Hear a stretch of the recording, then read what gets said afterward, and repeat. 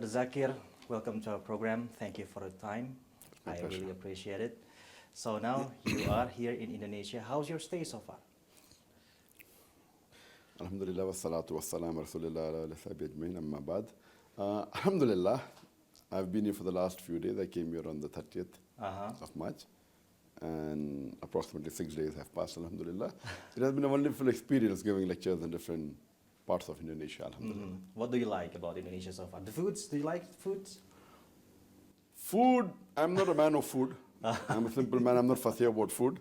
But the taste of Indian food is different than the taste of the Indonesian food. I see. But you can eat the food, right? You still can enjoy the food. Yes, I've had food of different parts Or of the they have world. to serve you special food. Nothing like that, alhamdulillah. Okay. Now you are in Indonesia, one of the country that has a biggest Muslim population in the world so far. What do you think and how do you see Islam in Indonesia? Theoretically, I do agree with you that Indonesia has the largest number of Muslims in the world. It says about 220 million. But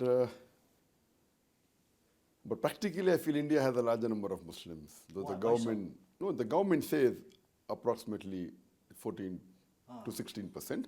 But I feel it is minimum 20%. That's about 250 million. So practically, I would say that India has a larger number of Muslims than Indonesia. But theoretically, I agree with you that according to statistics, Indonesia has the largest number of Muslims. What do I feel about Islam in Indonesia? I feel, I heard a lot about Indonesia, that, you know, the Indonesians are very soft, very kind, very good. But as far as following the deen of Islam, being close to Quran and Sunnah, the majority are not very close to Quran and Sunnah. But in this trip, what I found, alhamdulillah, I find that the youngsters, mashallah, and the people, I never expected such a large audience for my lecture. Because I normally give lectures in English and in Urdu. And Indonesia, I'm told, about 10% speak English fluently, and about 20 to 25% understand English, along with those who speak and understand. So I didn't expect a large number, but I was shocked, mashallah. Yesterday we had more than 15 to 20,000 people for my talk. That was in Guntur. Then when we went to Bandung, mashallah, there were more than 12,000 people. And I was really impressed by the large number of people coming and the amount of reception that I got. It is, I've been to many countries, I've been invited by many countries of the world, Muslims and non-Muslims. But Indonesia is one of the best hospitality that I got, alhamdulillah, and the reception I got. You find it that way? Alhamdulillah. Do you have an experience of that? Yes, because when we reached Bandung, mashallah, we found that from the train station to the hotel, there were hundreds of policemen on both the side of the road, you know, clearing the traffic for me, which I feel even to many of the heads of states they won't give. They only give to select the heads of state. And I was happy that not because they did for me. I was happy that the police department and the governor felt that I, being a speaker of Islam, a da'i of Islam, they should give this honor to me. So that really touched me. Yesterday we were in Guntur, there were thousands of students waving the flag, Indian flag and Indonesian flag, both the flags. And there were hundreds of policemen, hundreds of army men, just to greet me, not that I required the protection. Guarding you. So that really shows that, you know, how people, I mean, I'm not a head of state. So what they give to the head of state, they gave me a much bigger reception than what most of the heads of states will get in Indonesia. So that really touched me. That's why I say that now I believe the people of Indonesia are coming closer to Quran and Sunnah, and they are respecting a person who speaks on Islam, you know, much more than what they respect any other celebrity. Especially so that hospitality you figure out. Hospitality and the question and answer session, and the people caring and wanting to know the reply about the Quran and the Sunnah. So I feel, inshallah, what people told me in the past, maybe it was true, but in the last couple of decades, I feel that the Muslims of Indonesia are coming closer to Quran and Sunnah.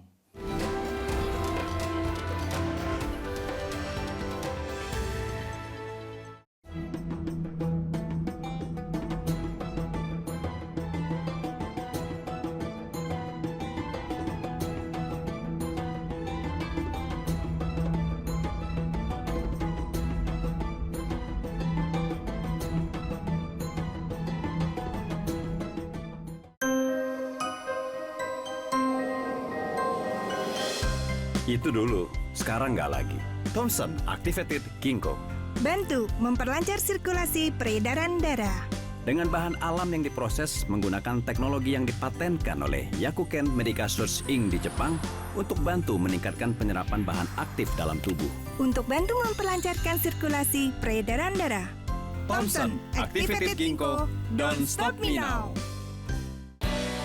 Untuk menemani malam, rangkaian informasi nasional dan mancanegara dihadirkan untuk Anda. Selamat malam, Anda menyaksikan CNN Indonesia The World Tonight. Saya Frida Litwina dan Kami rangkum perkembangan peristiwa yang terjadi sepanjang hari. dalam sidang kali ini beberapa saksi dihadirkan untuk mencari titik terang kasus perempuan Muslim London berkumpul di Westminster Bridge, tempat lokasi kejadian. Akhiri hari Anda bersama The World Tonight. Setiap hari jam 10 malam, live di CNN Indonesia.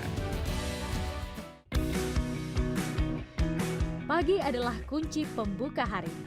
Awali dengan informasi inspiratif.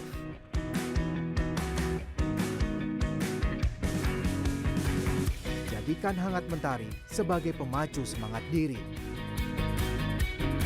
Dan jangan lewatkan perakiraan cuaca terkini agar siap menghadapi berbagai kondisi. Berbekal optimisme, perbaharui informasi lalu lintas, dan lalui padatnya aktivitas dengan penuh energi. Perhitungkan setiap langkah dan pastikan selalu ambil keputusan terbaik untuk mempermudah setiap kegiatan bisnis yang dijalani. Buka pagi Anda bersama kami. Dan dapatkan rangkaian berita terkini dalam CNN Indonesia Today.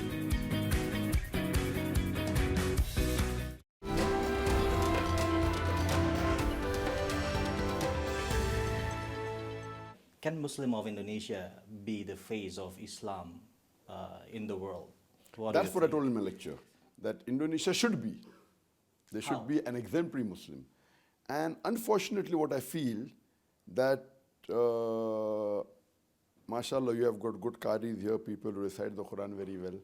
But very few Indonesians read the Quran with understanding.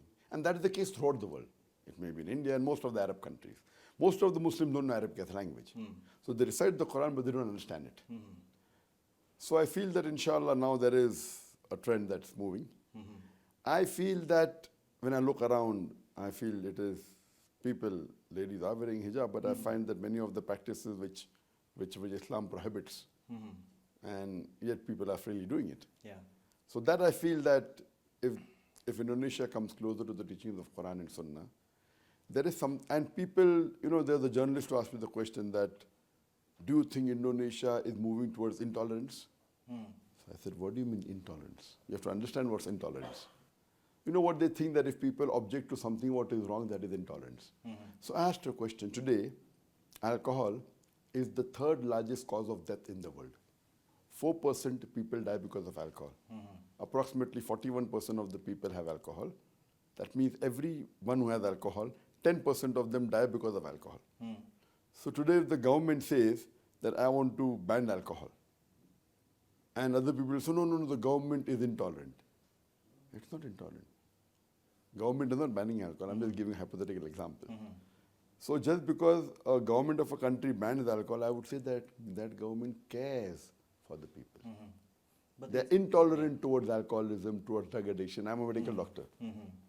There is no two doubt about it that alcohol is any food that has a maximum number of death is because of alcohol. Not only medically, even road accidents and broken homes. You can go on and on. So if a country bans alcohol, it will not call it intolerant. It will say that they really care for their subjects. So what you mean by intolerance is very important. So unfortunately, I feel even most of the citizens of Indonesia, though they are majority Muslims, they don't understand the logic of the Quran and Islam. What is intolerance and what is tolerance? What do you mean by that? What I mean, for example, many people call Islam as an intolerant religion. And I say, yes, Islam is an intolerant religion. It's intolerant towards alcoholism. It's intolerant towards drug addiction.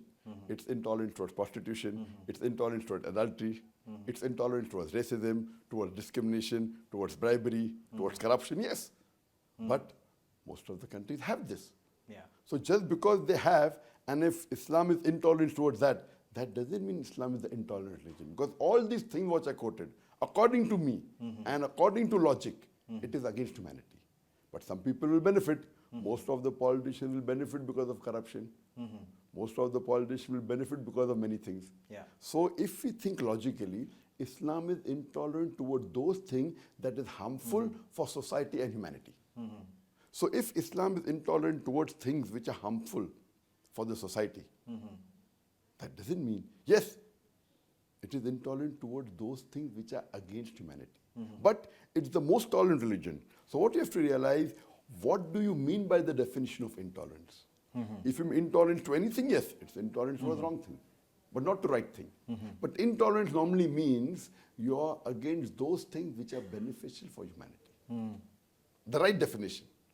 But literal definition means you don't like something. Suppose, hypothetically, your close relatives gets involved in prostitution. Would you like it? If your daughter gets involved in prostitution, will you like it? Of course not. Yeah. Will you be tolerant or intolerant towards it? Yeah, that's a question actually. Why? No problem, let her do what she wants to do. And many of the Western countries, their parents don't mind their children doing prostitution. I would mind. I would not want my daughter to get into prostitution. Would you? No. So are you intolerant towards your children getting into prostitution, yes or no? I have to say no, yeah. No, you are intolerant. Yes. Yeah. Okay.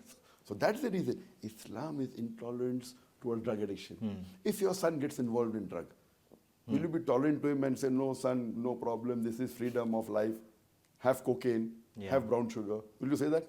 No. That means you're an intolerant person. If someone calls me, I am intolerant because I'm against things which are against humanity. So the definition itself has to be clear. That's No, in this way I'm intolerant.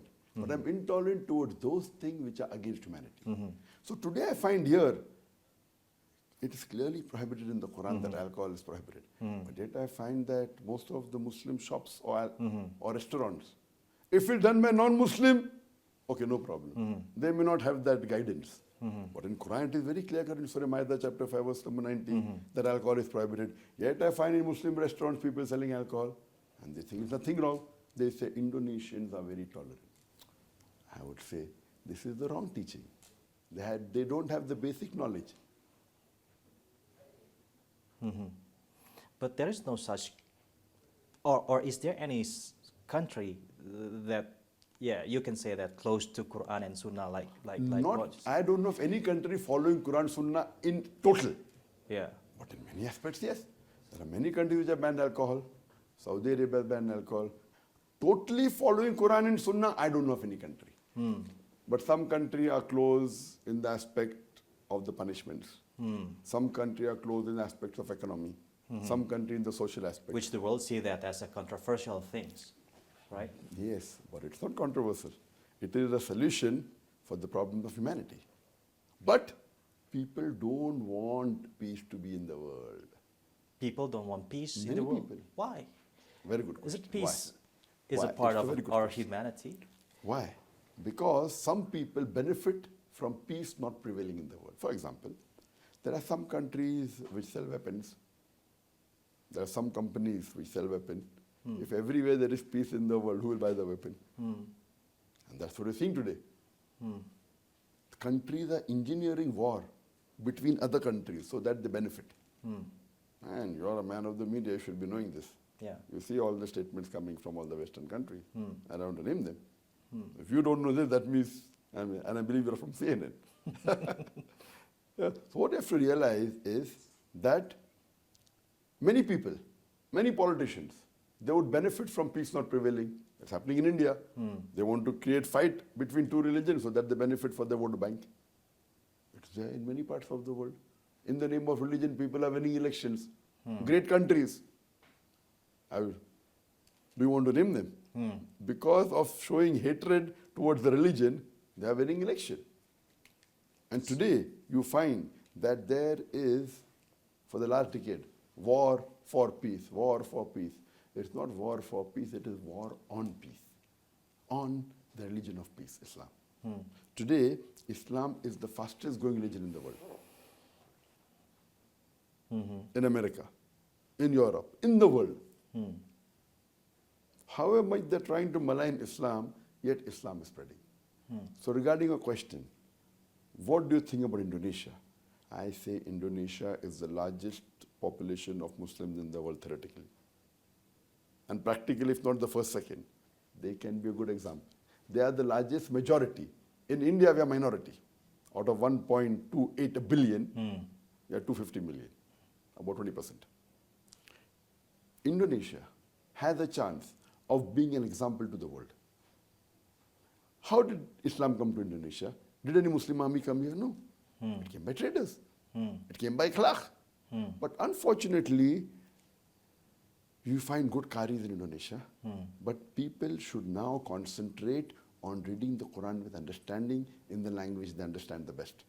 Besides Arabic, they should read it in the Indonesian language, in Bahasa, in Java, in English, whichever language they understand, so that they understand what is the ruling and teachings of our Creator.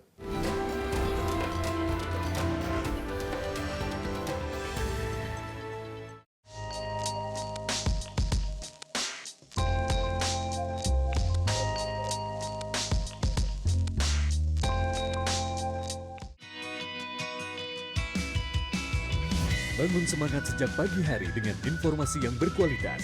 Pemerintah diharapkan bisa membantu anak-anak ini biar bisa mendapatkan pendidikan lebih baik, Membuka pikiran dan menambah wawasan. Perusahaan penerbangan asal Eropa Airbus memperkenalkan mobil yang dapat terbang bernama pop-up. CNN Indonesia Today, live setiap hari jam 5:30 pagi di CNN Indonesia.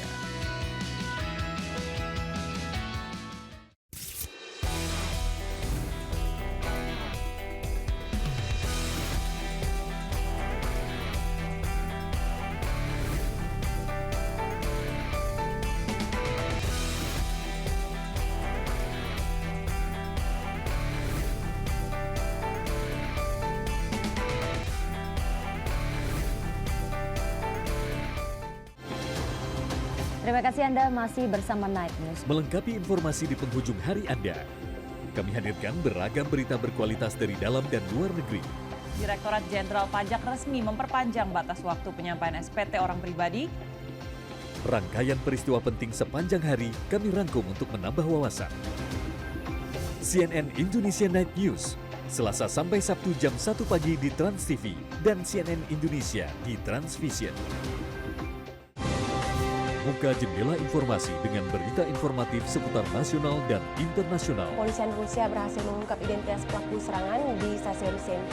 Serta berbagai laporan langsung dari tempat kejadian. Demikian, KPK enggan memberikan nama calon tersangka. Jumlah ini menjadi jumlah terbesar ketiga dari... Beragam informasi yang dikemas menarik dan inspiratif hadir di After 10. Langsung saja kita mulai After 10 kali. Senin sampai Jumat jam 10 pagi live di CNN Indonesia.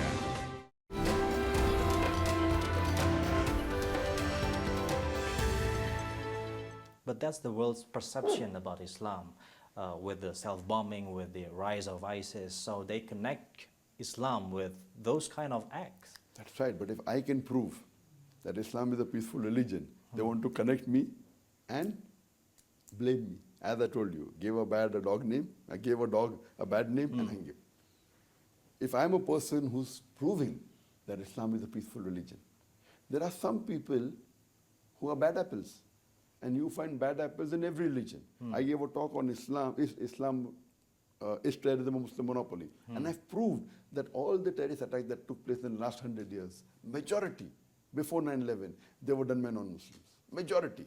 The first kidnap done by non-Muslim, first hijack done by non-Muslim, first assassination done by non-Muslim. Majority. The percentage of Muslims today in the world are about 25%. Yet, the percentage of Muslims who did attack were hardly a couple of percent. Today, what's happening? Again, it is they are creating groups. They are creating groups. Hillary Clinton just said a few months back, didn't you hear that? She said that the earlier president of USA, we created Taliban as a proxy war. We created Al-Qaeda. We spent billions of dollars to create them to have a proxy war against Russia. So terrorism is made by them? That's what Hillary Clinton said.